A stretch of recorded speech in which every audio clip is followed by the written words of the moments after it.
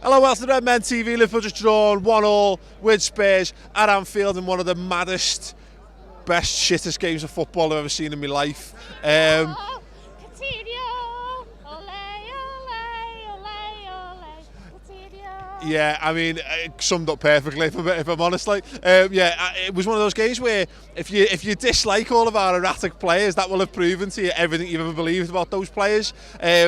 Emre Can went back to his brain farting worst, just doing his random thing of, I'm just going to kick the ball and see what happens. Mamadou Sakho, mad as tits again. Dejan Lovren, for me anyway, head and shoulders the best player on the pitch for Liverpool, with the exception of probably Phil Coutinho, and that's a bit of an unfair comparison, to be fair, because Phil Coutinho's just boss, isn't he? Yeah, scores the goal. I mean, he links it really well with Daniel Sturridge for the only decent thing I thought Sturridge really did in that game. Telling that Divock Origi didn't do a great deal, but one thing he did, challenged for the header, won it, put their defence under pressure, looked to run in behind, and he looked like more of a, he looked like he fits the system a lot better. I like the look at Divock Origi. For me, he'd be starting games. I think there's a thing with Daniel Sturridge, and there's a fear factor that he brings because people know what he can do, and just it's not there for him right now. One player I want to mention, actually, Jordan Henderson.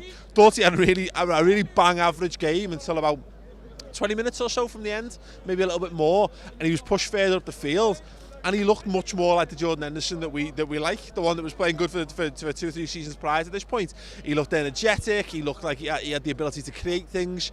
You know, again, one mad daft pass when he tried to play it over the top for no reason, but other than that, you know, again, he looked so much more dynamic for playing. It was, I don't know, was it a sort of pseudo 4-3-3? But yeah, good to see him getting back, and particularly with the Dortmund games looming, we want to see him playing far more like that and far less like the player who's been playing, to be fair, for the last 3 or 4 months for Liverpool. So yeah, good. Look, it was just a mad performance. You know, I think I'm encouraged by it, if nothing else. Look, I'm not thrilled, I'm not overjoyed. No cartwheels because I physically can't do them.